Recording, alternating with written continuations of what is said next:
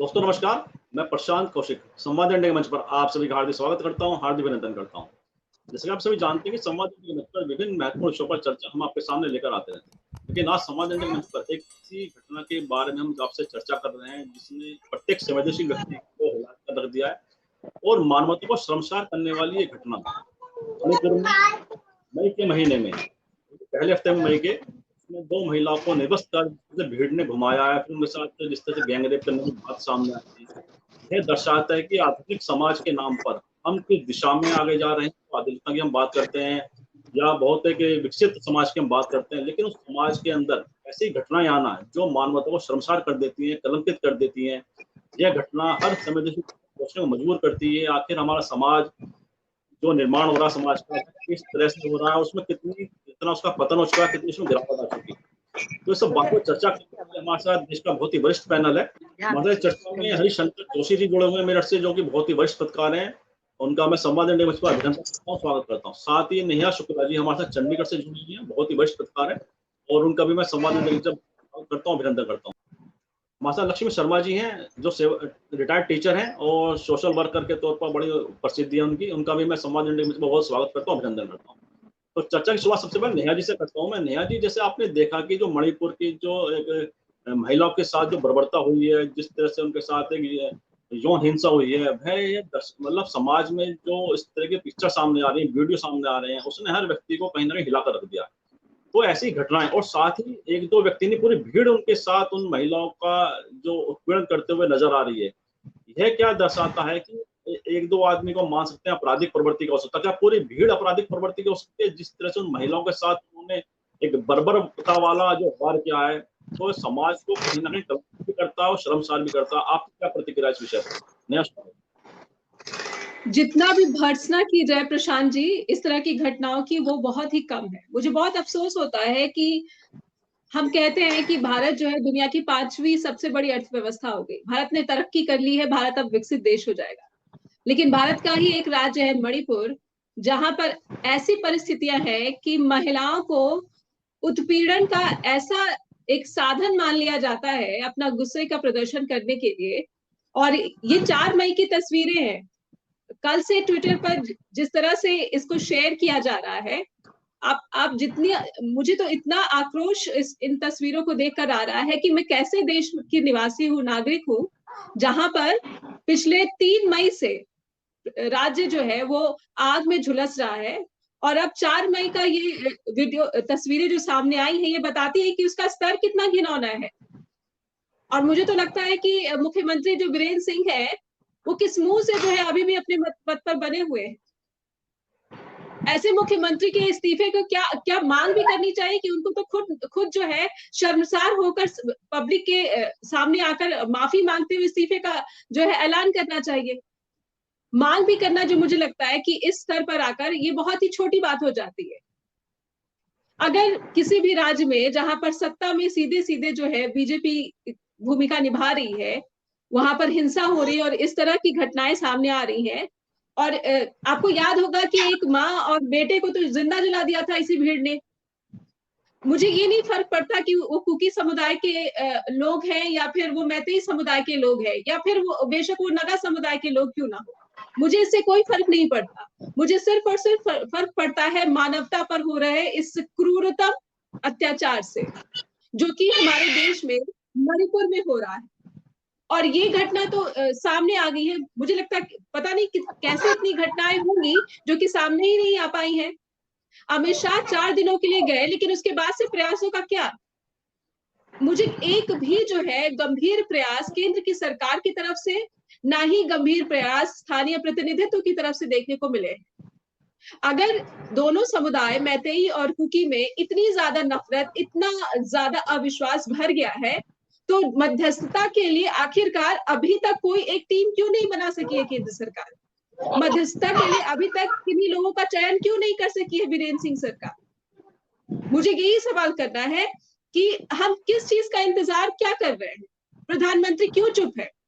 क्या प्रधानमंत्री उम्मीद कर रहे हैं कि इससे भी कुछ ज्यादा घिनौनातम कुछ घटना सामने आए, तब आवाज उठाएंगे? मुझे आश्चर्य तब हुआ जब ट्विटर पर मैं स्मृति ईरानी की ट्वीट देखती हूँ, और ऐसा कमोबेश पहली बार होगा जब किसी महिला के खिलाफ बीजेपी की सरकार के राज्य में, बीजेपी शासित राज्य में कुछ ऐसा हुआ हो तब केंद्रीय मंत्री का ट्वीट सामने आया है। और कई ऐसे चेहरे हैं जो कि आंख बंद करके पक्षपाती जो है स्टेटमेंट देते हैं, लेकिन शायद मुझे लगता है कि ये जो घटना है उन लोगों के जो अंदर जो एक सच्चाई रह गई होगी उसको झकझोर पाने में ये जो है कामयाब हो गई है। लेकिन ऐसी घटना अगर सामने आती है और उसके बाद ऐसे लोग, स्मृति ईरानी जैसे लोग जो है मुंह खोलते हैं, तब लगता है कि बहुत देर कर दी, अब काफी नहीं है आपका इस पर बोलना। और मैं तो उम्मीद कर दूंगी राष्ट्रीय महिला आयोग क्या कर रहा है, रेखा शर्मा क्यों खामोश है, तमाम महिला संगठन संस्थाएं जो है वो क्या करें, इनका क्या औचित्य रह जाता है, ये संस्थाएं क्या कर रही है देश में। मुझे बहुत ही शर्म आता है कि आज भी जो भारत में महिलाओं की स्थिति है वो ऐसी है। आप चाहे केंद्र में देख लीजिए, दिल्ली में महिला पहलवानों के साथ क्या हुआ, आप मणिपुर में देख लीजिए क्या हुआ। महिलाओं के सम्मान की बात कर रही थी ये सरकार, तो ये नफरत और विभाजन इतना क्यों ज्यादा बढ़ गया है कि विभाजन की पराकाष्ठा हम देखने को मजबूर हुए हैं। आज के समय में ऐसी तस्वीरें, मुझे तो लगता है कि हम विकसित देश तो कभी नहीं बन सकते प्रशांत जी, हम बहुत पीछे चले गए हैं। इन 9 वर्षों में हम इतने पीछे चले गए हैं कि मुझे लगता है कि 20 से 25 साल लग जाएंगे हमें वापस जहां पर हम थे वहां पर पहुंचने में, और महिलाओं के सम्मान को जो खो गया है उसे वापस हासिल करने में। ये जो समाज है वो ऐसी मनोस्थिति में पहुंच गया है जहां पर उसे कुछ भी कृत्य करने में जो है पछतावा नहीं होता है। कहीं ना कहीं एक संरक्षण जो है, मैं तो यही कहूंगी, कहीं ना कहीं कोई ऐसी संरक्षण दी जा रही है जिससे कि ऐसे अत्याचारियों, ऐसे दुराचारियों को साहस मिल रहा है, कुछ भी कर जाने का साहस मिल रहा है। और क्या कार्रवाई हुई है, अगर ये 4 मई का, क्या स्थानीय प्रतिनिधियों को इसका पता नहीं चल रहा है कि किस तरह का जो प्रदर्शन हो रहा है या फिर जो हिंसा हो रही है या फिर अत्याचार हो रहा है? क्यों जो स्थानीय प्रतिनिधि जो है उसकी जवाबदेही नहीं है? क्यों अमित शाह की जवाबदेही नहीं है? क्यों प्रधानमंत्री की जवाबदेही नहीं है? सर्वप्रथम प्रधानमंत्री की जवाबदेही है। मॉनसून सत्र शुरू हो रहा है, इस पर मजबूर क्यों होना पड़ा केंद्र सरकार को कि चर्चा कराने के लिए हम तैयार हैं। आपको स्वयं इस विषय पर, आप सर्वदलीय बैठक कर रहे हैं लेकिन उसका क्या नतीजा है, आप वहां पर क्या करने जा रहे हैं, आप मणिपुर में जाकर क्यों नहीं बैठक कर रहे हैं, आप दिल्ली में बैठक क्यों करना चाहते हैं? बहुत सारे प्रश्न हैं जो कि बहुत जवाब चाहिए, सिर्फ मुझे ही नहीं बल्कि देश की पूरी महिलाओं को जवाब चाहिए। जी प्रशांत।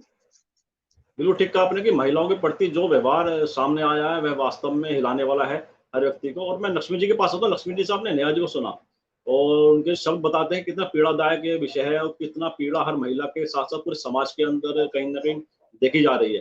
तो ऐसा क्या समाज के अंदर ऐसी विकृति क्यों जन्म ले रही है कि आज ऐसी विभत्स घटनाएं हमारे सामने आ रही है? समाज में ऐसी कौन सी विकृति ऐसी तो जम गई है?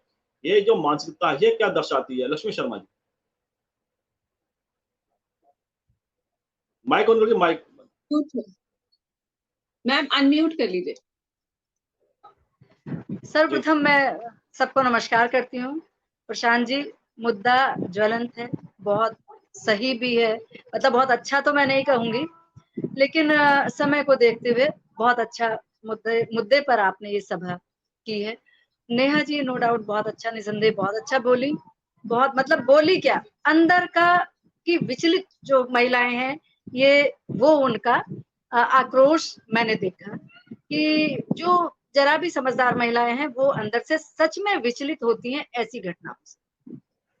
सरकार कोई भी हो, जो मैंने आज तक देखा, महिलाओं के साथ केवल पेपर पर, केवल भाषणबाजी में, केवल टीवी पर बातें आती हैं। जमीनी जब कुछ होता है, जब कोई ऐसा कोई खराब काम होता है तो कहाँ किसको कोई न्याय मिला है, नहीं मिलता। एक और चीज है कि देखिए, जहां तक जैसे नेहा जी ने कहा कि हम विकसित नहीं हो सकते, और विकासशील की क्या परिभाषा है?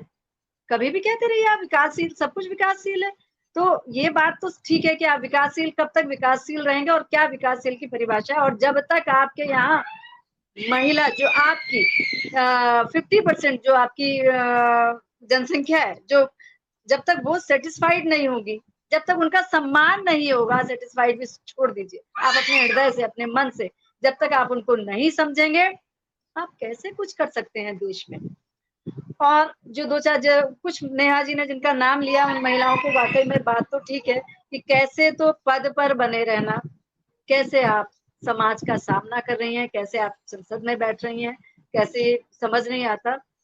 लेकिन इन सब के साथ जो दिमाग में मेरे बात आती है, मैं ये सोचती हूँ कि वही पुरानी बात है कि ये महिलाओं के लिए मैं कहती हूँ, मुझे तो ऐसा लगा सब कुछ देखकर, वातावरण सब कुछ समझकर, सुनकर और सबका व्यवहार देखकर मुझे ऐसा लगता है कि महिलाओं को खुद ही अपनी रक्षा करनी पड़ेगी। ये अकेले की लड़ाई है। इवन कई बार परिवार के लोग भी साथ नहीं देते हैं, उनको भी ये लगता है कि कुछ ना कुछ उसमें टीका टिप्पणी करते हैं कि आपकी गलती है, तुम्हारी गलती है, तुम ऐसे तुम वैसे, या तुमने ये किया, तुमने वो किया।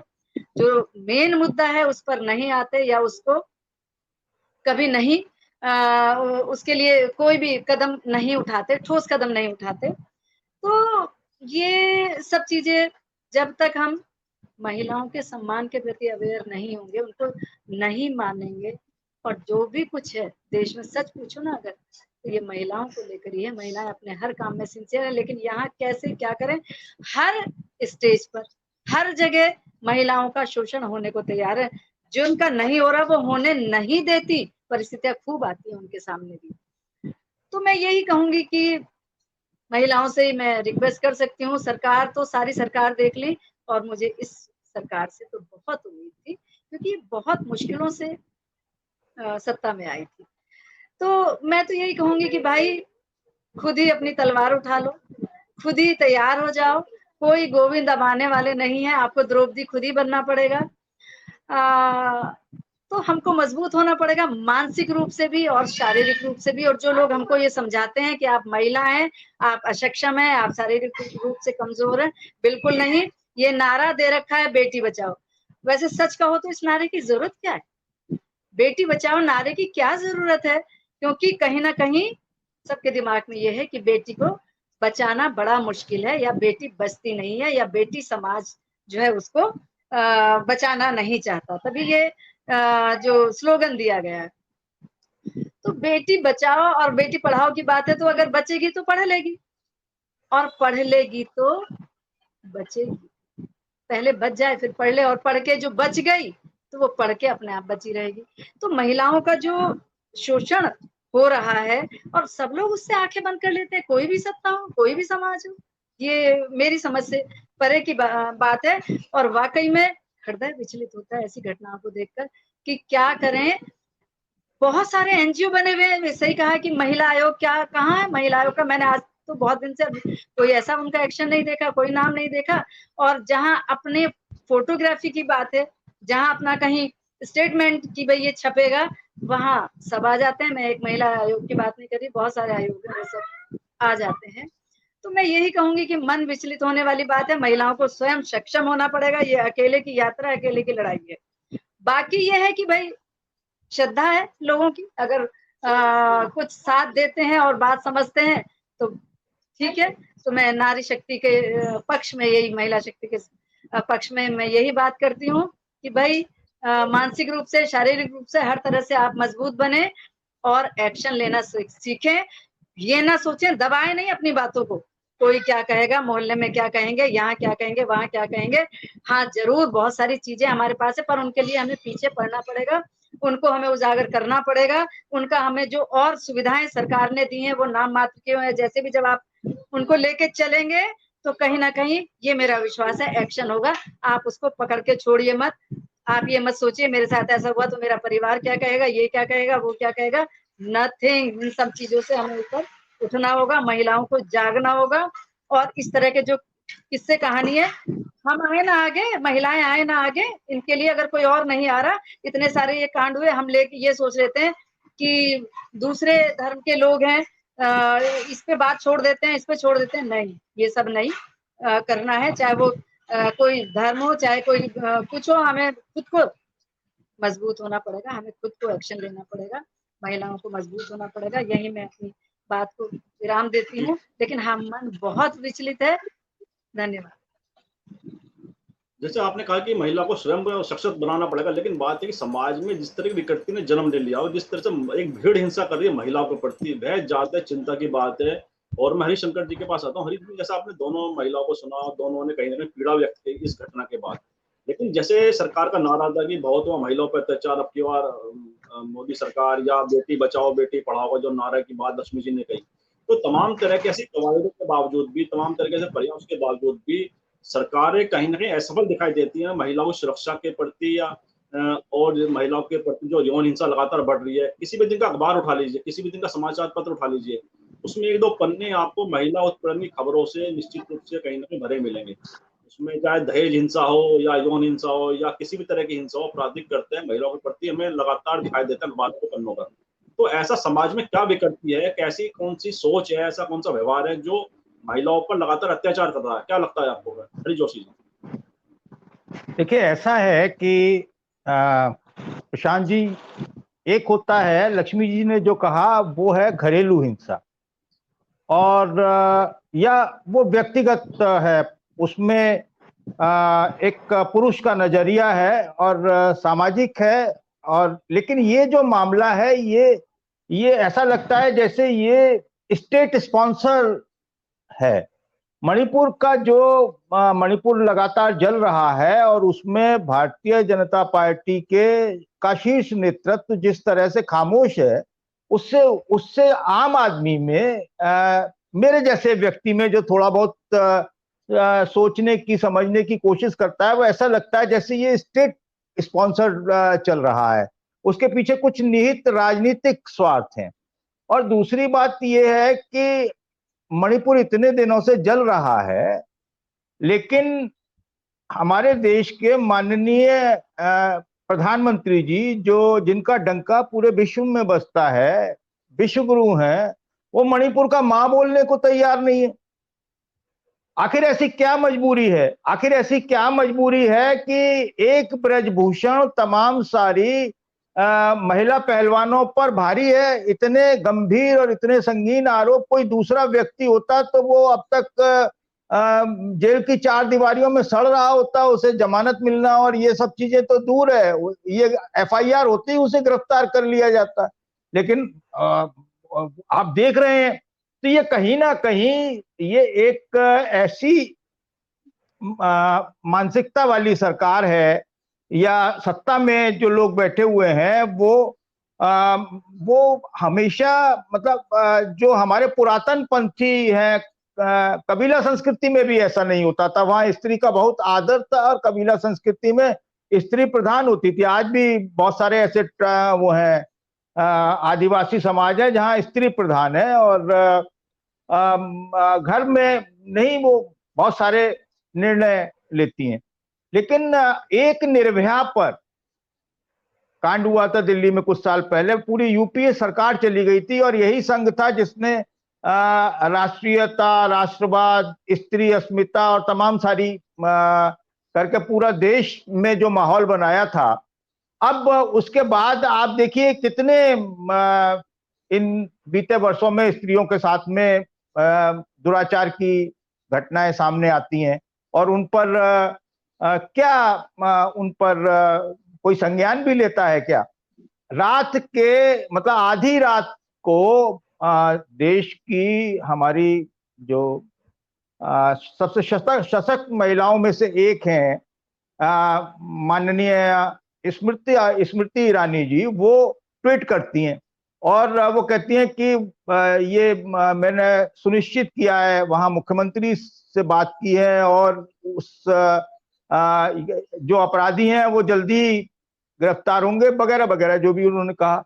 उसके ठीक बाद में आप देखिए पुलिस क्या कह रही है। पुलिस कह रही है कि हमने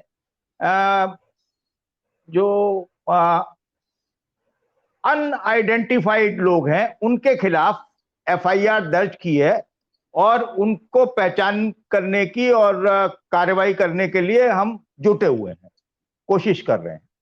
तो आप देखिए कि एक तरफ जिसके वीडियो वायरल हो रहे हैं, वो इतने दिन बाद जब वो वायरल हुआ है तब FIR हो रही है, और उसके बाद में उसको पहचानने की कोशिश कर रही है। इसमें एक तथ्य और सामने आ रहा है, वो तथ्य ये है कि ये जो महिलाएं हैं, इनको भीड़ ने पुलिस से छुड़ाया है। मतलब वो पुलिस वहां मौजूद थी, पुलिस ने उन्हें अपने प्रोटेक्शन में लिया था या अपनी कस्टडी में लिया था, और वहां से जो भीड़ थी, बलवाई थे, वो उन्हें उनसे छुड़ा कर ले गए हैं। तो ऐसा कैसे हो सकता है कि वो अनआइडेंटिफाइड हो? भाई आप सोचिए, और इतना ज्यादा बड़ा समूह भी नहीं है वो जो कर रहे हैं। और जिस तरीके से घिनौनी और अमानवीय हरकत वहां पर हुई है, डबल इंजन की सरकार है ये, है ना, डबल इंजन की सरकार है। और इसका कौन सा इंजन काम कर रहा है? मुझे लगता है कि ये दोनों इंजन फेल हैं। केंद्र भी फेल है मणिपुर के मामले में और स्टेट भी फेल है। लेकिन उसके बाद भी सत्ता से चिपकने के लिए, सत्ता में बने रहने के लिए कुछ भी होता रहे, अगर उससे कुछ फायदा होता है अपनी सत्ता प्राप्ति में या सत्ता में टिके रहने के लिए, तो बस वो आंख बंद कर लेंगे, कान में हाथ लगा लेंगे, रुई लगा लेंगे। तो ये स्थितियां वहां पर मणिपुर में इससे ज्यादा घिनौना कृत्य हो नहीं सकता है। और जिस तरह की अमानवीय, और देखिए ये बात सही है कि पुरुष जो है वो बहुत असहिष्णु है महिलाओं के प्रति। एक पुरुष, इसलिए ये समाज जो है वो पुरुष प्रधान समाज है, और स्त्री जो है वो कहीं ना कहीं एक भोग्या के रूप में समाज में स्थापित हो चुकी है। मैं तो ये कहता हूं बहुत कम लोग ऐसे हैं। और खासतौर से देखिए होता क्या है कि जो एक तरीके की फासिस्ट सोच वाले लोग हैं, उनके लिए स्त्री, दलित, आदिवासी, ये सब जो है ये इनके लिए पशुओं से भी खराब स्थिति के इनकी नजरों में है। और यही कारण है कि सारी संस्थाएं हमारी, अभी महिला आयोग का मुद्दा नेहा जी ने उठाया, राष्ट्रीय महिला आयोग है कहाँ? कौन सा आयोग बचा है? कौन सी संस्था बची है? भाई ऐसी मतलब तमाम हमारी जो ऑटोनोमस बॉडीज थी, उनके क्या हैसियत रह गई है? वहां पर कौन लोग विराजमान है? कैसे लोगों की नियुक्तियां हो रही हैं? किसी भी संस्था को, वो किसी भी तरह की संस्था हो, उस पर सत्ता का शिकंजा इस कदर हावी है कि वो साफ दिखाई देता है। आप किसी भी संस्था, मैं किसी संस्था का नाम नहीं ले रहा, आप वो कोई सी भी संस्था हो, आप खुद सोच कर देख लीजिए कि वो किस तरीके से उसे जकड़ रखा है और वो एक कठपुतली बन गई है। तो वो क्यों बोलेंगी? राष्ट्रीय महिला आयोग क्यों बोलेंगी? और दूसरी बात, भाई फोटो खिंचानी है, पद है, कुर्सी है, गाड़ी है, घोड़ा है, ठीक है, अपना है, क्यों बोलना? भाई सत्ता ने बिठाया है, क्योंकि उनमें ऐसे लोग, अयोग्य लोग बिठाए गए हैं कि उनमें इतनी कुव्वत ही नहीं है कि वो सच को सच कह सकें। तो ये सारी स्थितियां हैं प्रशांत जी। जी, बड़ा मुश्किल है। आपने जैसे बताया कि जिस तरह से समाज में विकृति पैदा हुई, और साथ ही जो संस्थाएं हैं वह कहीं ना कहीं जवाबदेही उनकी सुनिश्चित भी होनी चाहिए, और कहीं ना कहीं गैर जिम्मेदाराना व्यवहार जिस तरह से संस्थाओं का, बड़े नेताओं का, या बड़ी जो ऐसे पदों पर जो लोग बैठे हैं, जिस तरह का व्यवहार सामने आता है, वह ऐसी घटनाओं की पुनरावृत्ति कहीं ना कहीं करने में सहायक सिद्ध होता है।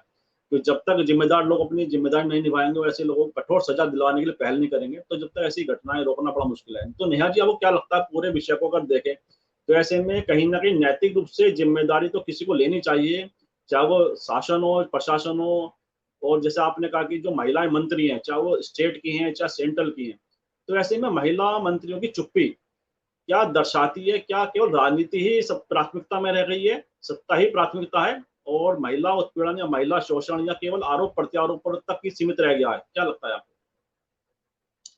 प्रशांत जी, पिछले वर्षों में जो सामाजिक न्याय है उसकी स्थिति आप ऐसे देख लीजिए कि सबसे पहले ये देखा जाता है कि आरोपी जो है वो किस धर्म का है, आरोपी जो है वो किस दक्षिणपंथी विचारधारा का है, या फिर वो टुकड़े टुकड़े गैंग का है। ये सब जो टैगलाइंस है पिछले 9 वर्षों में, आप समाज का जो है पतन देख लीजिए कि कैसा हुआ है। किसी भी अपराध में जो आरोपी होता है, अपराधी होता है, पहले उसके इफ और बट पहले तलाश लिए जाते हैं, ना कि ये देखा जाता है कि उसने अपराध क्या किया है, या फिर उसपे जो आरोप है वो कितने संगीन लगे हैं। आप देखिए ना वर्तमान में क्या हो रहा है, इंडिया और भारत, नफरत और विभाजन की पराकाष्ठा इतनी ज्यादा है, खुद को भारतीय संस्कृति का पैरोकार और दूसरा जो भी कह रहा है उसमें कहीं ना कहीं देशद्रोह की भावना, विभाजन की पराकाष्ठा करते करते हमारा समाज इस कदर विभाजित हो गया है कि हिमंता बिस्वा शर्मा को लगता है कि टमाटर महंगे हो गए क्योंकि मुस्लिम्स जो है इसके कसूरवार है। हर चीज के केंद्र में अगर आप राजनीति को लाइएगा, हर चीज के केंद्र में आप अगर हिंदू मुसलमान की राजनीति करिएगा, तो आप इस तरह के समाज का तो हमें उदाहरण देखना ही पड़ेगा। जो हमारा समाज है, मुझे तो लगता है कि ये सिर्फ राजनेताओं के भरोसे ही नहीं छोड़ा जाना चाहिए था। इसमें हम जनता में जो शामिल लोग हैं उतने ही बड़े कसूरवार हैं, जो कि ऐसे नेताओं का चयन करके उनको पद पर आसीन कर देते हैं। और एक बार अगर पद पर आसीन कर देते हैं तो हमारे पास अधिकार है, हम सवाल कर सकते हैं। लेकिन ये जनता तो सवाल करना भी भूल गई है। उन्हें लगता है कि हमें क्या लेना देना है। या फिर जो देश में हो रहा है, ये जो फिगर्स है, जो सो कॉल्ड जो सोसाइटी के जो लोग हैं या फिर जो अपर मिडिल क्लास हैं, उनको तो बिल्कुल ही फर्क पड़ना बंद हो गया है। महंगाई, बेरोजगारी, इन सब मुद्दों पर तो अपर मिडिल क्लास बोलना बंद कर चुका है। लोअर मिडिल क्लास को भी ऐसा लगता है कि हम बोल देंगे तो हम फंस जाएंगे। समाज का पतन इतना ज्यादा हो गया है कि आरोपी जो है अब खुलेआम किसी भी तरह का जो है अपराध करते हैं, उन्हें किसी कानून का कोई भय नहीं है। कानून का अगर भय होता तो मणिपुर में हिंसा जो है इतने लंबे वक्त से 3 मई से जो है ये जारी नहीं रहती। अमित शाह स्वयं गए थे वहां पर, स्वयं जो है लोगों को हिदायत दी थी कि आप हिंसक जो है रुख मत अपनाइए, जो हथियार लूटे गए हैं उनको आप सरेंडर कर दीजिए। राहुल गांधी भी गए थे। लेकिन अपराधियों को संरक्षण मिल रहा है तभी तो ये जो है ये हम देख रहे हैं कि सामाजिक न्याय की व्यवस्था हो गई है। भीड़ को किसी चीज का भी डर नहीं रह गया प्रशांत जी। कानून व्यवस्था इसका ये हश्र हो गया है कि भीड़ को अब किसी भी बात का डर नहीं रह गया। इस भीड़ को पता है कि अगर आप किसी संगठन से जुड़े हुए हैं या फिर आप किसी विचारधारा से जुड़े हुए हैं तो आपको बहुत ज्यादा जो कठोर जो है वो दंड नहीं मिलने वाला है। किसी न किसी तरीके से इफ बट करके आपको बचाने की कोशिश की जाएगी। आप मध्य प्रदेश में प्रवेश शुक्ला का कांड देख लीजिए। दलित, जैसे कि हरीश सर ने बताया कि 9 वर्षों में दलितों महिलाओं के साथ क्या हो रहा है। हमारा समाज जो है वो इतना इस पतन को क्यों जो है गवाह बन रहा है। शिवराज चौहान को लगता है कि ये तो आदिवासियों का अपमान हो गया, उसको सीएम आवास में बुलाया जाता है। 2 दिन के बाद बात आती है कि माफ कर दीजिए, उन्होंने अपनी गलती मान ली है। अगर सब कुछ जो है इफ एंड बट और आरोपी के बैकग्राउंड से ही डिसाइड करना है तो हम ये तो एक तस्वीर सामने आ गई है। मुझे लगता है कि हर छोटे बड़े झगड़े में तो महिलाओं को ही जो है टारगेट किया जाएगा। मुझे लगता है कि सर्वप्रथम जो है प्रधानमंत्री को आगे आकर इस पर बात करनी चाहिए। इतने लंबे अरसे तक अगर उन्होंने इस मसले पर खामोशी रखी है। आप राहुल गांधी को तो कहते हैं, माफ कीजिएगा मैं राहुल गांधी को लाऊंगी यहाँ पर, क्योंकि राहुल गांधी से बीजेपी के लोग जो है बार बार माफी की मांग करते हैं कि उन्होंने देश को बदनाम किया है विदेशी धरती पर। यहाँ पर देश के भीतर लोग बदनाम कर रहे हैं देश को। प्रधानमंत्री का दायित्व बनता है कि वो माफी मांगे, देश की जनता से माफी मांगे। उन्होंने कहा था कि बेटी बचाओ बेटी पढ़ाओ, और 9 वर्षों में ऐसा नहीं हो पाया है तो उनको माफी मांगनी चाहिए। मैं ये कहती हूँ कि पटना में एक बीजेपी कार्यकर्ता की मौत हो गई थी प्रदर्शन के दौरान, तो आनंद फानन में कमेटी बना दी गई और उस कमेटी ने आनंद फानन में रिपोर्ट तैयार करके सौंप भी दी नड्डा जी को। इतनी तीव्र गति से मणिपुर में हिंसा के जो साजिश करता है, उस हिंसा पर क्यों नहीं कोई कार्रवाई हुई, क्यों कोई जांच नहीं हुई? आखिर ये क्या, ये बहुत ही कम संगीन मसला है या फिर कोई कम जो है बड़ी त्रासदी है? बीजेपी के कार्यकर्ता और नेता की मौत से कम आंका जा सकता है इसको, जहां इतने लोगों की मौत हो गई है, जहां जो हमारे जवान हैं उनकी भी मौत हुई है। आप मणिपुर को कहते हैं कि कांग्रेस ने जो है वो अलग थलग करके रखा, लेकिन मुझे लगता है कि आपने पता नहीं कैसे इसको जोड़ने की कोशिश की, जो जुड़ ही नहीं पाया। और विभाजन की राजनीति करते करते आज वो इस स्थिति में पहुंच गया है कि पता नहीं कितने वर्ष लग जाएंगे इस विभाजन को दूर करने में। जो अविश्वास गहरा गया है दोनों समुदाय के बीच में, कुकी और मैतेई के बीच में, वो विश्वास लौटा पाना भी बहुत बड़ी चुनौती हो गई है प्रशांत जी। बिल्कुल ठीक कहा, जो अविश्वास समाज में फैल रहा है वह कहीं ना कहीं बड़ा संकट का कारण बन सकता है। लक्ष्मी जी, आपको क्या लगता है कि जो नेताओं की जवाबदेही की बात नेहा जी ने कही है, तो नेताओं की जवाबदेही तो होनी सुनिश्चित होनी चाहिए, क्योंकि नेताओं के जब प्रति समर्थन व्यक्त करके लोग सरकार बनकर बनवाते हैं और उनसे अपेक्षा करते हैं, बड़े बड़े वादे और नारे भी देते हैं, लेकिन अगर जब जवाबदेही की बात आती है कहीं ना कहीं उनमें शून्यता हमें दिखाई देती है। केवल आरोप प्रत्यारोप का दौर ऐसा रह जाता है कि उस राज्य में उस पार्टी सरकार है, वहां कुछ अपराध होता है तो हम उसकी आलोचना कर देते हैं, लेकिन अगर अपनी ही पार्टी की सरकार की जो राज्य हैं उनमें कुछ अपराध होता है तो उस समय आंखें बंद कर लेते हैं, अपना मुंह फेर लेते हैं। तो ये जो मानसिकता है, केवल राजनीतिक चश्मे से देखने की जो मानसिकता रह गई है अपराध को भी, तो वह समाज के लिए कितनी घातक है। और इसकी जो हिंसा बढ़ रही है, क्या उसकी जवाबदेही तो प्रशासन को, शासन को, सरकारों को लेनी चाहिए? क्या लगता है आपको? बिल्कुल प्रशांत जी, आप ठीक कह रहे हैं। आप ही के सवाल में जवाब भी छिपा है कि जब जनता उनको चुनकर भेजती है, ये काफी लोग तो बिल्कुल बड़े मनन से, बड़े ध्यान से, बड़े पढ़ करके और बड़ी जिम्मेदारी से और बड़ी उम्मीदों के साथ सरकार के नुमाइंदे चुनकर भेजते हैं। लेकिन हमने ये देखा और आज के हालात में आप देख रहे हैं कि रिजल्ट 0/0 ही है, क्योंकि कोई भी सब अपनी अपनी चीजों में लग जाते हैं। जो मेन मुद्दा है उस पर ध्यान नहीं देते और ना वो सुनते। और इफ एंड बट, यानी कि कोई संगठन है, कोई समाज है, कोई किससे क्या जुड़ा है, कोई रिश्तेदार है, कोई पार्टी से है, और उसी के जो अपराधी है उसी के चारों तरफ घूमकर उसी के सुविधा अनुसार न्याय की बात होती है। और जवाब देने की बात तो यह है कि जवाबदेही में तो वो रहते ही नहीं है, वो तो एकदम मतलब बात ही अलग हो जाती है। कोई जवाबदेही करने को तैयार नहीं, जबकि उनकी जवाबदेही बनती है। और जितने ये नेता का मतलब ही ये है, आप देश को चला रहे हैं, आप देश में कोई हिंसा है, कोई अच्छी घटना है, कोई बुरी घटना है, कोई किसी तरह की भी घटना है, तो वो आपके संज्ञान में आएगी और आपके संज्ञान से लोगों को उसमें जवाबदेही आपकी बनती है। और खास तौर से अगर जैसे मणिपुर का मुद्दा है या महिलाओं का मुद्दा है, उसमें तो कम से कम महिलाओं को लेकर तो कम से कम सरकार को स्पष्ट जवाबदेही, उनको जवाब देना ही चाहिए। मेरी भी समझ से बाहर है, हालांकि मैं किसी सरकार का न पक्ष कर रही हूँ न विपक्ष कर रही हूँ, लेकिन फिर भी मेरी भी समझ से ये बाहर है कि क्यों प्रधानमंत्री इन 2-3 मुद्दों पर चुप रहे, क्यों स्मृति ईरानी चुप रही। ऐसी कौन सी वजह है कि उन्होंने जो ये हमारे पहलवान है, जो महिला पहलवान है, जो इतने मेडल लेकर आते हैं, वो मेडल तक पहुंचने में कितनी मेहनत होती है। थोड़ा सा मैं भी जानती हूँ क्योंकि कॉलेज से जुड़ी हुई हूँ और मेरे यहाँ ये लड़कियां नेशनल इंटरनेशनल तक पहुंची हैं, तो उनकी मेहनत, उनकी तपस्या मैं भी जानती हूँ। उनके साथ ऐसा होना, उनके साथ हुआ जो ब्रजभूषण ने जो किया सो किया, उसके बाद भी उनके साथ व्यवहार अच्छा नहीं किया गया, ये बिल्कुल समझ से बाहर है। सरकार के नुमाइंदों को बिल्कुल जवाबदेही बनती है, क्योंकि वो आपस में ही एक दूसरे से बातचीत कर लेते हैं और जनता को मूर्ख बनाते रहते हैं।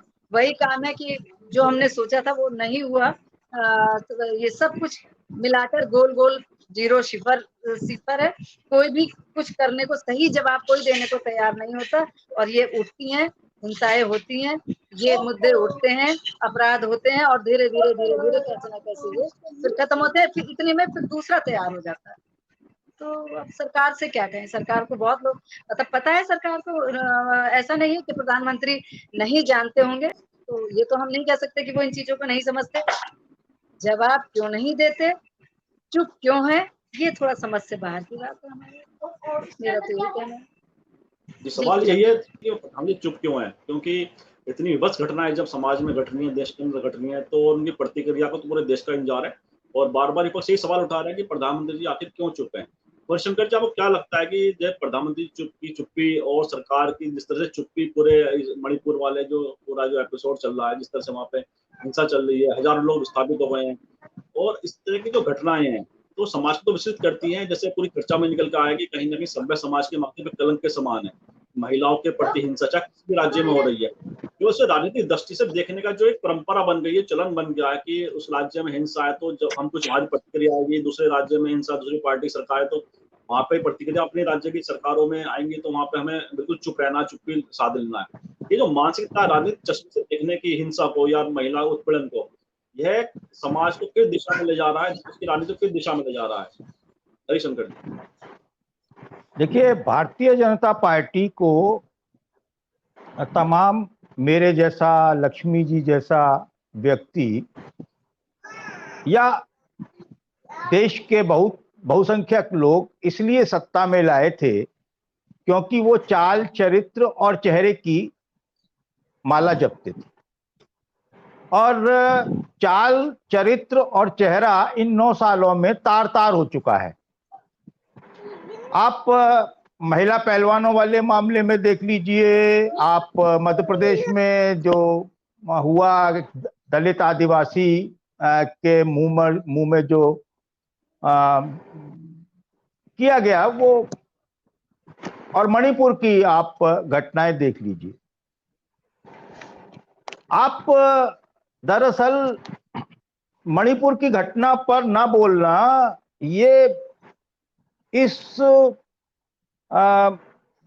जिन लोगों ने चुनकर भेजा है उनका अपमान करना है, और उससे भी ज्यादा अपमान करना है प्रभु श्री राम का।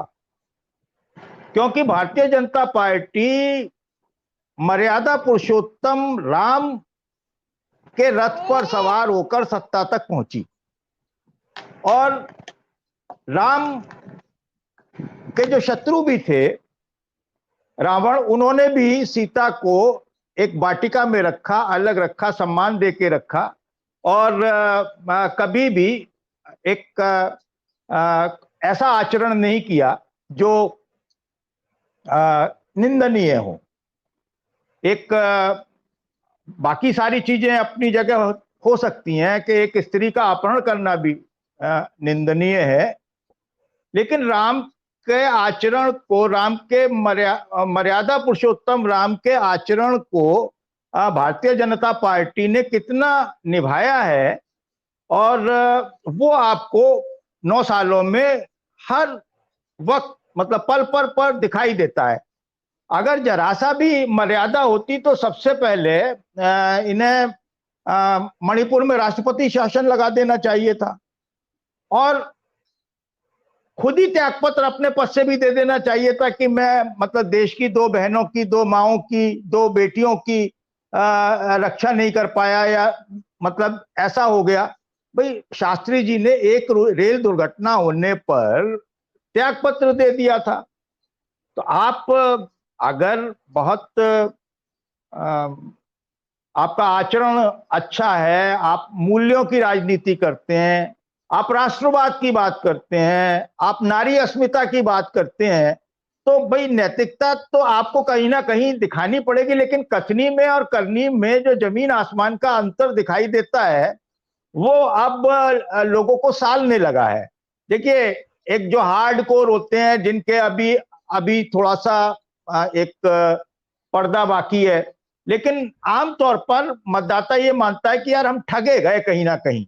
और मैं इसके आगे एक दूसरी बात कहता हूं, जो अगर आप नफरत की राजनीति करते आए हैं, वो चाहे हिंदू मुस्लिम के बीच में हो, चाहे वो दलित और सवर्ण के बीच में हो, चाहे वो आदिवासी के बीच में हो, चाहे वो जाट और नॉन जाट के झगड़े कराने वाली हरियाणा वाली स्थिति हो, तो ऐसी स्थितियों में जब आप नफरत के बीज बोकर अपनी राजनीतिक फसल उगाते हैं और उसका आनंद लेते हैं, तो आप उनसे ये कल्पना भी क्यों करते हैं कि वो नैतिकता का परिचय देंगे?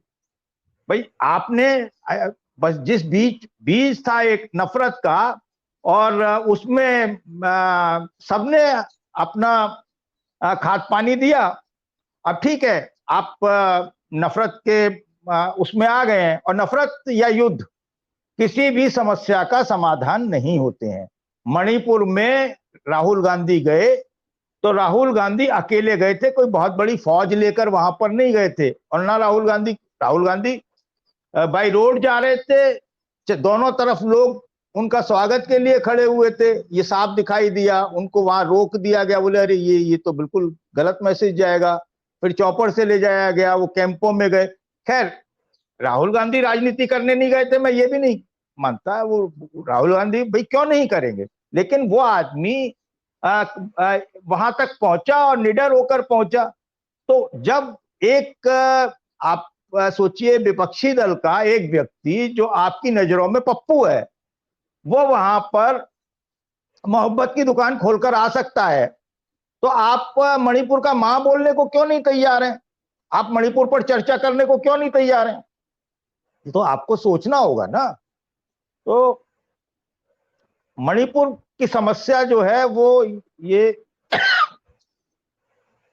जब तक केंद्र सरकार उसमें सीधा हस्तक्षेप नहीं करेगी, तब तक ऐसी बहुत सारी घटनाएं आपको सामने आती रहेंगी, और बहुत सारी ऐसी घटनाएं भी होंगी जो सामने नहीं आई होंगी। इससे पता चलता है कि किस तरह से वहां हिंसा का नंगा नाच चल रहा है। शर्मसार हो रही है मानवता। जी प्रशांत जी। बिल्कुल ठीक, आपने शर्मसार हो रही है मानवता। और ऐसी जो घटनाएं हैं वह वास्तव में दर्शाते हैं कि समाज में कितनी विकृति ने जन्म ले लिया, कितना जहर समाज के अंदर घृणा कितनी अंदर गहरे तक जम गई है। तो ऐसी जो समाज में घटनाएं आ रही हैं वह चिंता करने वाली बात है। तो सरकार को, प्रधानमंत्री जी को इस पर तुरंत एक्शन लेकर इस पे मणिपुर की जो हिंसा है उसकी रोकथाम के लिए तत्काल जरूरी कदम उठाने चाहिए और कोशिश करनी चाहिए महिलाओं से संबंधित जो महिलाओं की देह को बार बार निशाना बनाया जाता है उस पर कहीं ना कहीं उस विचारधारा पर, उस विचार पर अंकुश लगाने की बहुत आवश्यकता है और सरकार को तुरंत कड़े कदम उठाने चाहिए। और जिस तरह से वीडियो सामने आया उसमें बड़ा स्पष्ट है अपराधी कौन है, चेहरे स्पष्ट दिखाई देते हैं उसके अंदर, उसमें ऐसा कुछ नहीं है कि उसमें पहचान करनी है, बड़ा स्पष्ट रूप से सबके चेहरे सामने आते हैं। और ऐसे इसलिए सरकार को, वहां की जो सरकार है मणिपुर की, उसको भी नैतिकता का कम से कम अपनी जिम्मेदारी का संदेश देना चाहिए और अपराधियों के खिलाफ कड़े एक्शन लेने चाहिए और कहीं ना कहीं जिम्मेदारी भी वह समझे। और इस्तीफे की मांग लगातार उनकी उठ रही है, लेकिन वह उनका अपना नैतिक बोध है कि वह इस पर किस तरह से अपने कदम आगे बढ़ाते हैं, क्या करते हैं क्या नहीं करते हैं। जिस तरह से पूरी चर्चा के अंदर निकल कर आया कि जो मानवीय संवेदनाएं हैं वह कितनी इससे उनके चोट पहुंची है, कितनी जो सामाजिक या संवेदनशील व्यक्ति के अंदर जो पीड़ा पैदा हुई है, कितनी अंदर तक गहरे तक वह दर्द दे रही है। तो इन सब बातों से आते ही चर्चा को विराम भी देते हैं और हम सरकार से भी, शासन से भी अपील करते हैं कि इस तरह की घटनाओं की पुनरावृत्ति ना हो, उस पर वह तत्काल कदम उठाए और ऐसे अपराधियों के खिलाफ ऐसे एक्शन ले जिससे कि जो ऐसे अपराध करने वाले जो लोग हैं उन्हें भी सोचना पड़े 10 बार किसी भी अपराध को करने से पहले।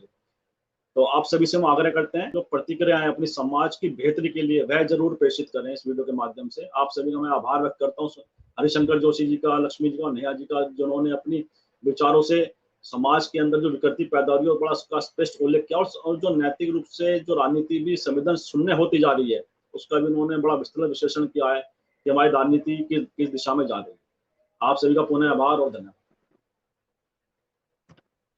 और आप सबसे हम आग्रह करते हैं कि वीडियो को लाइक करें, शेयर करें, कमेंट करें, साथ ही संवाद इंडिया चैनल को सब्सक्राइब के साथ बेल आइकन जरूर दबाएं जिससे संवाद इंडिया अपडेट आपको समय से मिलते हैं। आप सभी का बहुत बहुत आभार, बहुत बहुत धन्यवाद।